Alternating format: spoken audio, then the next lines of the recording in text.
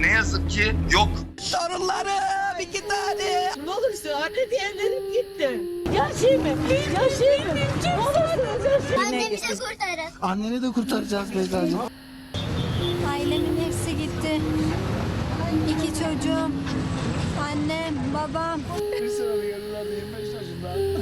Çıkartamıyoruz, giremiyoruz. Yeminizde ne var?